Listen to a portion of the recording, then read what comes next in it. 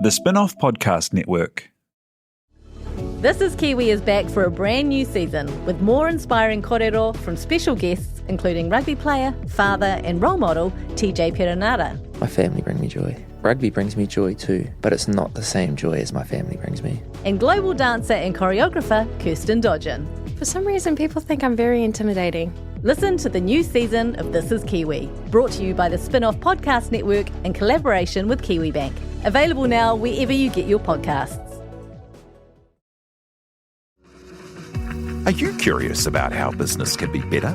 I'm Simon Pound, and I host Business is Boring, a podcast where I kōrero with some of the most interesting people in entrepreneurship, commerce, and making things happen. Tune in to Business is Boring every Tuesday, brought to you by the Spin-Off Podcast Network in partnership with Spark Business Lab.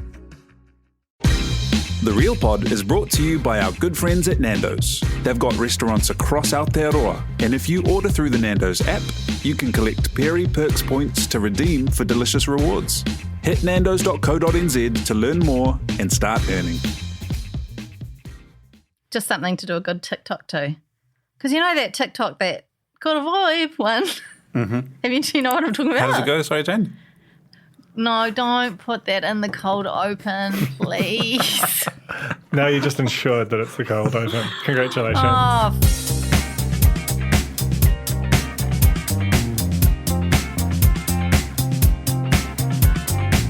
Kia ora koutou, welcome along to The Real Pod. It's your real life, your real news, your really good time. My name is Jane Yee.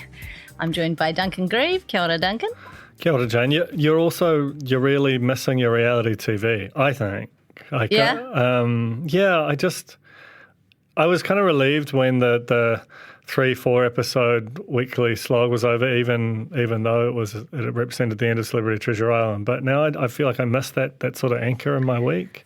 Yeah, that's true. I'm still on Bake Off, though it's coming to an end. The finals this week. But I tell you what filled the gap nicely was UK Bake Off. Sorry, the Great British Bake Off. That's what it's called. Who calls it UK Bake Off? It's ridiculous. Also, welcome Tia here, who is producing today. Tia here, everyone loves your smooth voice, so feel free to just pop in any time and do an ad. I have to be restrained. You know, it's a commodity, and I want to keep people keen. Yeah. You've got to look after those vocal cords. Don't over-exercise them, eh? Can I suggest that at some point we get Tia here to voice an ad for his own voice? As voice talent? Anytime he talks, it's an ad. Like a kind of your ad here, but the podcast version. I like that. Yeah. That's quite good. Write that one down, someone. Okay, got some housekeeping to do, and it's a bloody pleasure to do this housekeeping. We're brought to you by Nando's. It's not housekeeping when it's like us kind of on our knees doing the We're Not Worthy Wayne's World to the almighty food god that is Nando's. That's housekeeping is facebook.com/groups/the Real Pod. Like, this is something else. /Real Pod Corner. So I'm just doing like a Media Watch critique of your intro there. Wow, this whole podcast is very meta in the first few minutes, isn't it? Yeah, a little bit. But anyway, yes, Nando's to celebrate the end of lockdown and mostly to celebrate Christmas. Nando's are running their famed Can for Chips initiative. So it started yesterday. So you can head into your local Nando's with a can of non-perishable food and they will swap it for some regular peri-peri chips, which are chef's kiss, delicious. And all the cans are being donated to local food rescue partners. They're different ones in each region, but they're all very, very worthy causes. So tell all your mates, get your cans together, take them in. It's been a pretty rough few months and stocks are pretty low. So take your cans in, get some chips. It's great for everybody. It's also just, again, Nando's doing that. They've been open about 10 minutes. Just a beautiful thing from a beautiful organisation. I've had delivery Nando's, which is good on almost everything, but the peri-peri chips don't transport as well as some of their other items. And I think the incentive to actually get in store, swap that can for some fresh ones, very, very Just to strong. be clear, that's true of all fries from all outlets. It's not particular to Nando's. And can I just say, actually, I had Nando's this week also have started this thing where if you order delivery, you go in the draw to win one of 1,000 golden tickets. And so you order through your Nando's app. So delivery is now available officially through your Nando's app. I did this. I got a voucher. I scratched it. I got $100 worth of food. And so thinking, when I went to redeem it, I was like, do I take the chance that the voucher is one use only and order everything? Or do I risk ordering just what I need today and I didn't know whether or not there was going to be any left over, if it was held in credit. What do you think I did? I think you went over the top. I ordered $99 worth of Nando's. That's right. Because you're Jane and that's how you live. And I feasted on it for days, and it was glorious. Honestly, so amazing. And make sure you do some Nando's delivery this week. You might end up like me, gorging. And I have to say, the peri-peri chips travelled beautifully, Duncan. I'm not saying that they don't. They're an incredibly strong food stuff. They're just different and better. There's a lot of variables involved. You know what I mean? There's a lot of variables involved. If you're tracking them from, if the driver's taking a long time, they can get cold. So there's a lot of things that are at play. But a couple of hacks. Number one, I have seen someone in the office reheating their chips in the sandwich press at work before. So I haven't tried that myself because I don't have a sandwich press. Who was that? Who do you think it was? Simon Day? Yes. Yeah. And Genius. also,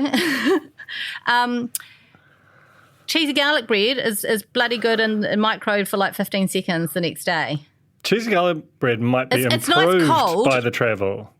Yeah, it's actually quite nice cold, but if you're wanting to heat it through, also it's like a brand new one. So there's just some hot tips. You've already done our socials, more or less.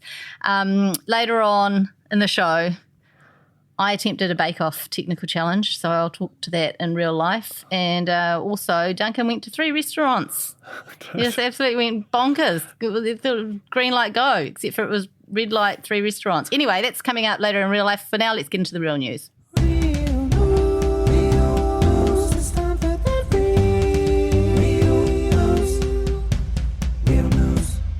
Love this. I know it's an international story, Duncan, but it's real pod all over it, right? I'll give you the headline. An English hospital calls the bomb squad after man gets explosive stuck in his bum. I feel like that's most of what you need to know. Do you have any questions? Any questions from the floor on this one? I don't. I actually first read about this story on the Herald, and there was a lot of. It's basically just a gift for headline writers and writers of fast twitch commodity news. You can just really get all of your puns out there in one go. So apparently he slipped and fell. He's a collector of military bits and bobs, and he slipped and fell. Just a really unfortunate event. It happens. And when he turned up at the A&E, the Ministry of Defence had to get involved to make sure that it wasn't a live situation. Luckily, it wasn't. Luckily for everyone. This story could have been very different.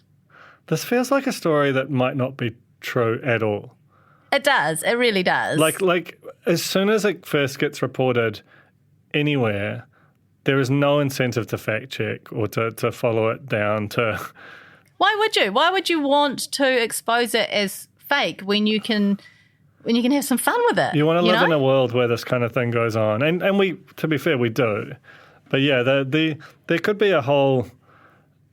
production line of just this genre of news story, and there would be no incentive for anyone to actually discover whether any of it properly happened because it's just kind of joyful that it exists. In Matt Chizzo news, he's become like the Briscoes Lady in that I think he just pops up to do Treasure Island, right? And then he disappears back because he famously went out of the public eye to go live rurally. He talked a bit about mental health issues in his book and so on. And so he's got some lovely sheep in that, but of course he can't resist doing Treasure Island, so he remains in the spotlight for that. But like the Briscoes Lady, she just from urban legend has it, she just flies up, does a block record of a bunch of ads, and then flies back to her wherever and just lives a lovely life. Honestly, the dream. I want to be Briscoes Lady or Matt Chisholm, one or t'other. Happy to be either. Yeah, there's something about when you're just transcendentally famous for a very specific thing that no one else could possibly do. The role is unimaginable without you. And so you get to live that best of both worlds kind of out of the public eye, idyllic farm life, but also get the sort of the money and the fun of, I don't know about shooting Briscoes ads for Rod Duke. That might not be as fun, but certainly the Chizzo thing, I feel like he gets the best part of being a celebrity and the best part of being a normie. Yeah, totally. And he's anyway, so he's got his sheep, and he's just sold his first ram from his Central Otago stud farm, and the ram was called Blair. And if you were hoping to buy a ram called Blair, too late. Someone's already How got How much pirate gold did he get for it? Do you know? Oh, it depends if Lance Savali was in there faking faking bids. Well, do we know his daughter's name Brie? We did know that. We've talked about that, haven't we? I don't have perfect recall of everything we talked about, but it feels like the kind of thing we'd have talked about, and it feels like a sweet tribute to. What age is she? I think she's a baby, right? And so it's plausibly his co-host. I would suggest that it's probably not, but there does have to be that. I mean, it could be a family name or something, but as I said, then you have that conversation of everyone's going to think that we've named her after Brie. I just like to think they've got a beautiful relationship and that it was the tribute. I think to solve it, they should have spelt it like the cheese. Yes. Which also, like, Brie Larson is spelt in the cheese style, isn't she? Delicious. If a bit basic, bitch, In other sheep news, really real sheep news, Canterbury sheep Bert has millions of TikTok views. Now, so we've got Blair the ram and Bert the sheep. It's a real bee sheep theme this week. He lives on the Banks Peninsula farm, became famous after his owner, Naomi Abraham, started posting videos of him during lockdown last year. And his TikTok profile includes videos of him frolicking through the house, sleeping on the couch in front of the fire, and getting into the neighbour's rose garden. Reminiscent of one late Sir Peabody Esquire, rest in peace, little pony, just hanging out in the house. I don't remember Sir Peabody. Can I have some backstory there? Are you kidding me? No. The tiny horse? Oh my God! I just remember the tiny horse.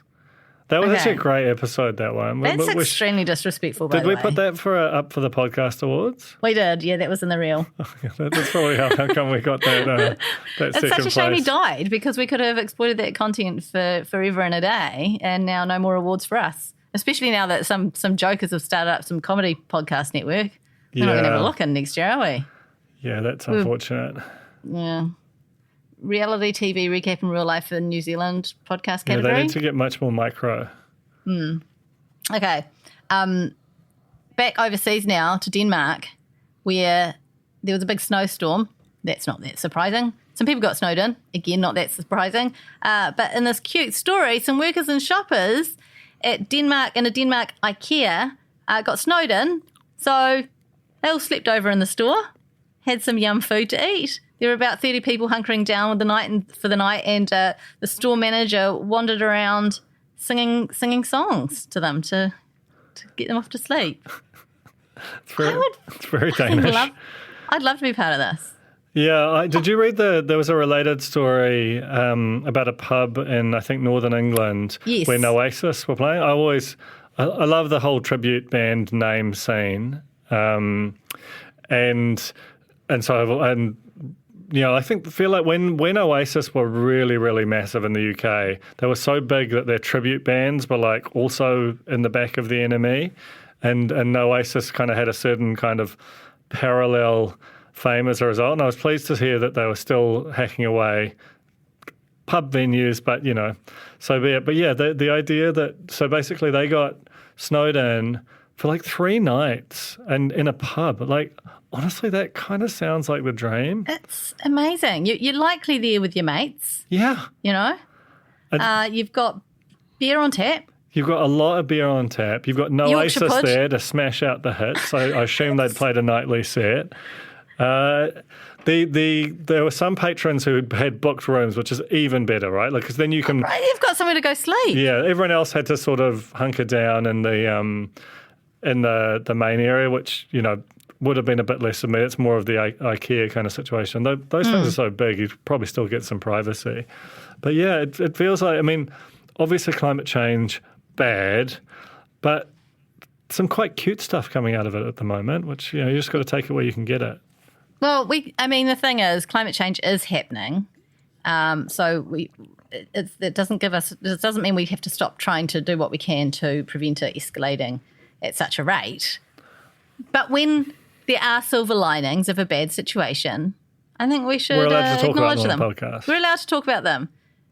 Also, I'm like racking my brain trying to think of a better situation to be stuck in. And I honestly, assuming that I'm one of the people who booked a room, can't think of a better one. I thought IKEA was pretty good. You've got many beds to choose from. You got old mate singing you a lullaby. And the IKEA food is pretty delish. But the IKEA food, the meatballs legendary. are lovely. And there's cinnamon buns. Yum, yum. But I still think the pub is better. Like I a think pub in England. Come on. Roaring Fire, no Oasis, your fave. Alrighty, we're going to take a quick break. We will return with some real life. That's the wrong song, isn't it? Can't sing. Yeah. Can you sing it? I hear on the spot, the real life. Oh, it's heavily auto-tuned. It wouldn't be the same. Chicken. All right, back soon. Scientists are leading the conversations about the future of Aotearoa and the biggest challenges of our time: our land, ocean and climate, our physical and mental well-being, our food health. It's never been more important to understand science. At the University of Otago, you'll study alongside world-renowned experts and researchers. Explore your postgraduate options now. He herenga tangata, he tūhura kōrero. Find out more at otago.ac.nz/PG Sciences. When you choose to invest, your money has power. Avoiding companies that finance weapons production or ignore climate change is important. But impact investing goes beyond just avoiding harmful behaviours. It's an opportunity to invest in companies that are actually improving the world. Invest in a better future with the Harbour Sustainable Impact Fund. Grow your wealth and make a positive impact on the world. This is not personalised advice. A disclaimer and the product disclosure statement for Harbour investment funds issued by Harbour Asset Management is available at harbourasset.co.nz.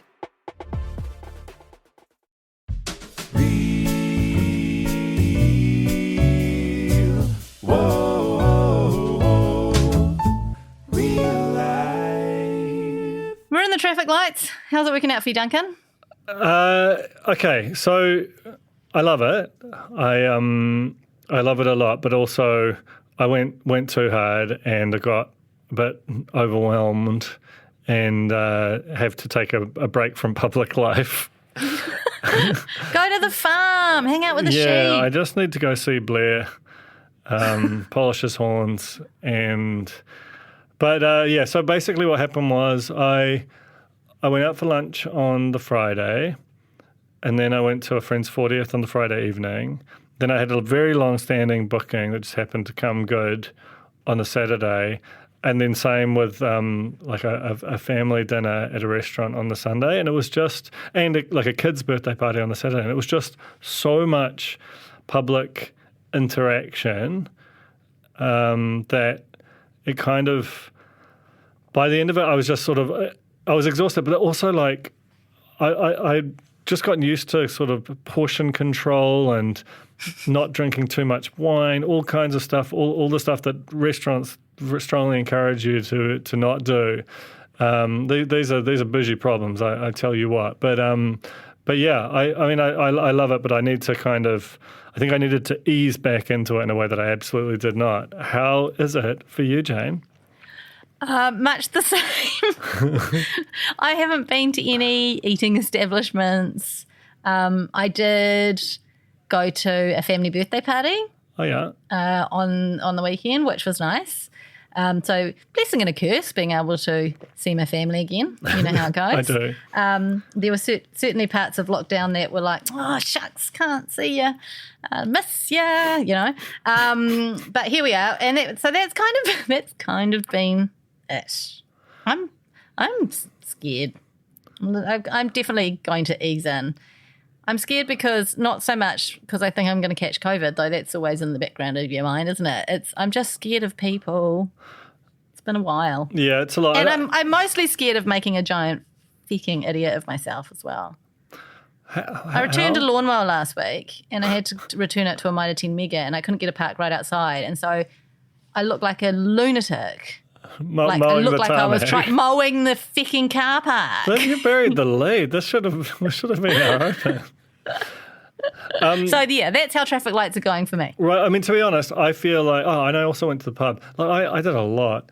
The thing is, the people who were out that first weekend weren't people like you. Like, obviously, they self-select as being kind of cautious about the re-engagement.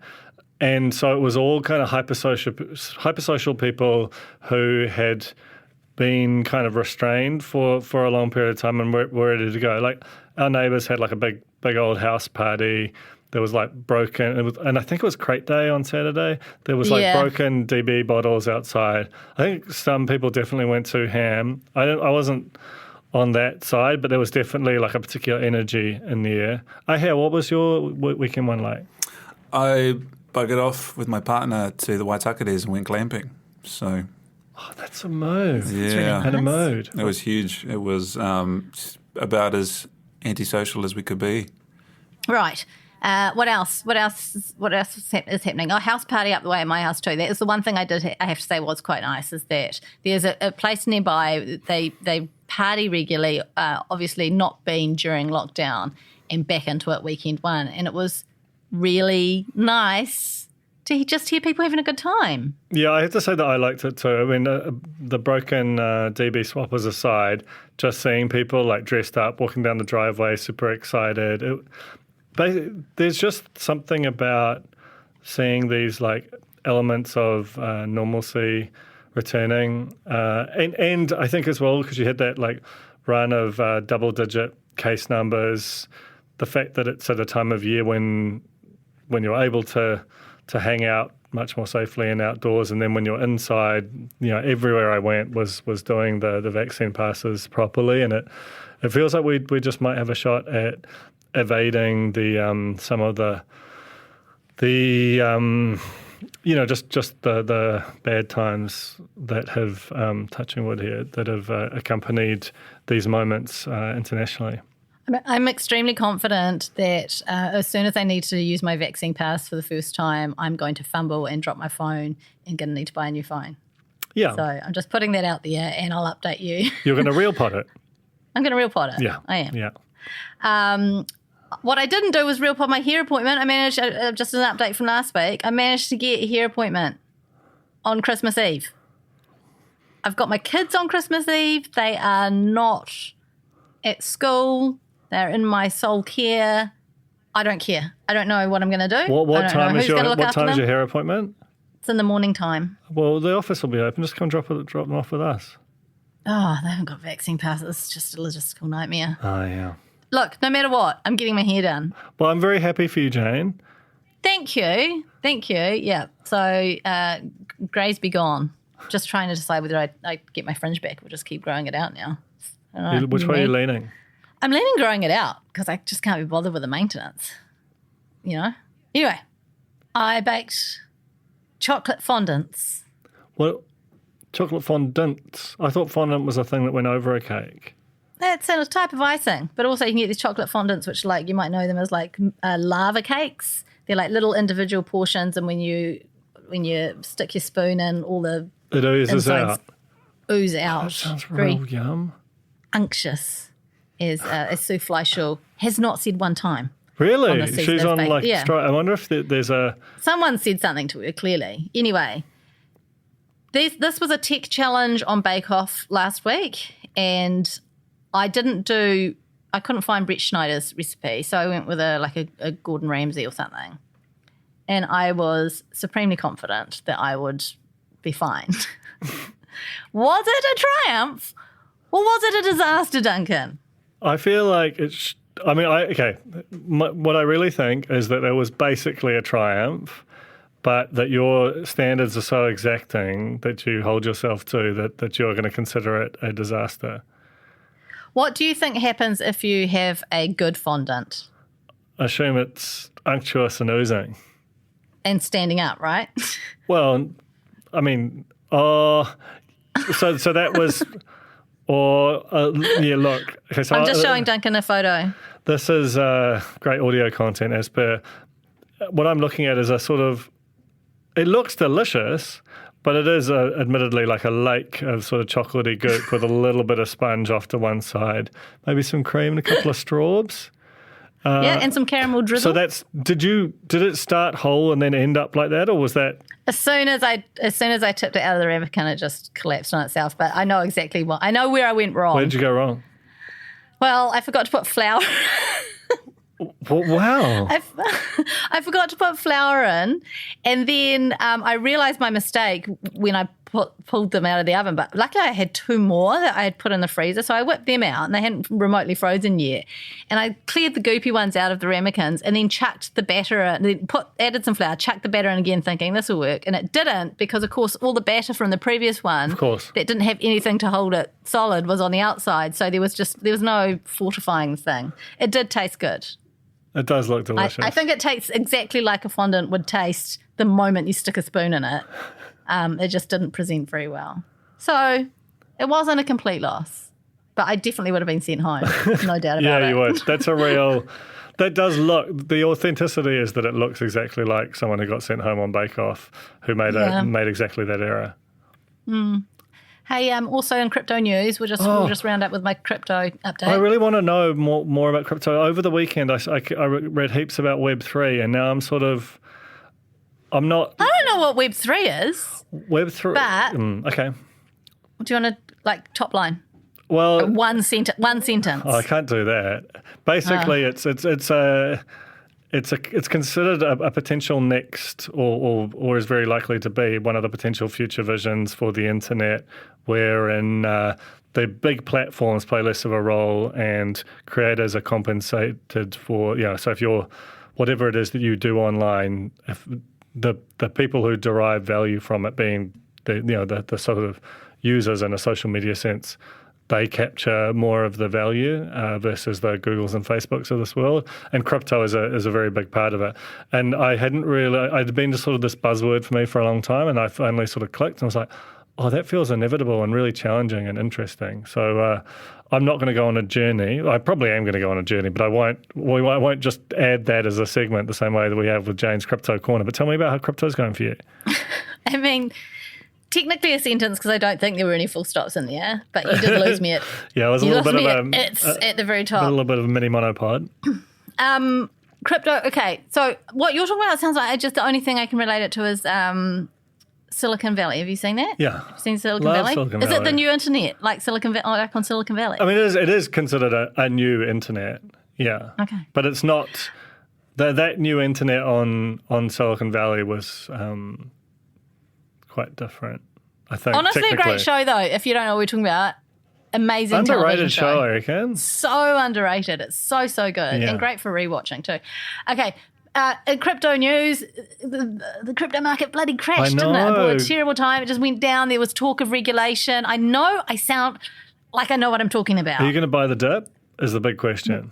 I don't know. Yes, maybe. I don't know. I've been busy playing. I've finally figured out how to play this bloody game, though, and I have been playing that. Are you earning? But you know how last week you were like, oh, this is it. This is your new job. It definitely isn't. Like, not after the weekend.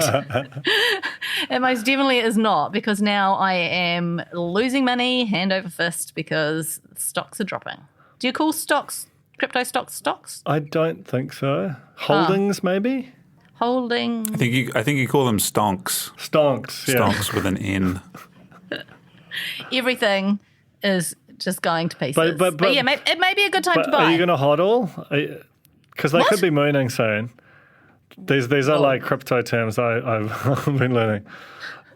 Hodl Mr. Hodl was my primary school headmaster. It's a misspelling of hold, which is like the excitement of the true believer, and that they say that they'll hodl forever. And I mean, and very genuinely, like it's kind of perfect. Yes, you've just lost 20% of whatever you invested, but it's also not that much, by the way. It's a sale, Well, how often do you get to buy your beloved cryptocurrencies on sale? It's true. There's a sale happening. Okay, yeah, I might look at investing like in 0.111111. No, not even 0.1. 0.000000000 point. No, can't. So what are your holdings? That doesn't make any sense. So you've got some Bitcoin. What else have you got? I don't have Bitcoin. What have you got? That's what I was going to say. Okay. I've got a little bit of a tiny, like a fleck of ETH. Yeah. And I've got a couple of Axie shards. Not even a couple, 1 point something. Oh, yeah. And that's the whole bit? That's it. I want to hear more about your portfolio. portfolio. Only less than that now. Yeah. Well, no, the same amount. It's just they're worthless. That's true. Yeah. Not worthless. Right. See, worthless. Worthless. I do not know what I'm talking about, which is patently clear. You're on the journey. I'm on the journey. Yeah, at least I know how to play the game, the Axie game now. That was my number one thing, was being able to figure that out. I like this because when I used to go to the YMCA in the city, there was this program there called, as was the style of the time, #NeverTooOld with a numeral 2, which was targeting to be honest, people who are too old, like too just old, like wildly old people.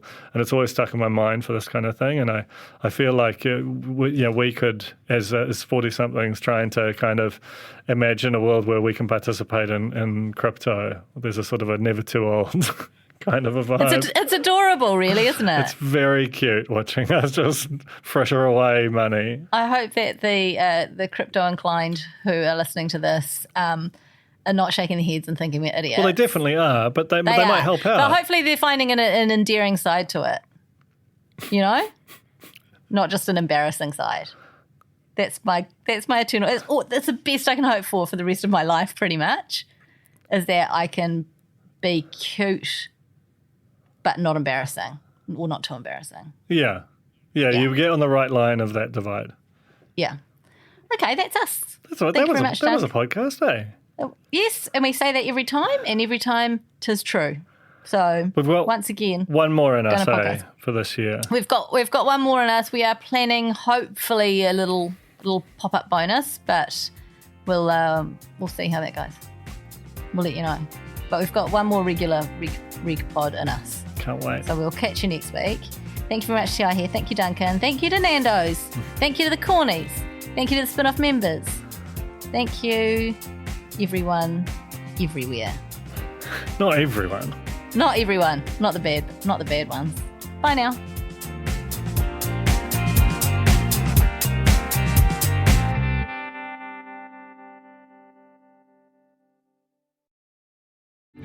Kia ora, I'm Duncan Grieve, founder of The Spinoff. You can help us keep all of The Spinoff's award-winning journalism free for everybody by becoming a member today at thespinoff.co.nz/donate. Kia ora, this is Toby Manhire, here to urge you to tune in to Gone by Lunchtime, a podcast with me, Annabelle Lee Mather and Ben Thomas, tackling the world of New Zealand politics, from policy to polling, from scandal to psychodrama. Listen to Gone by Lunchtime, brought to you by the Spin-Off Podcast Network, wherever good pods are sold. The Spin-Off Podcast Network.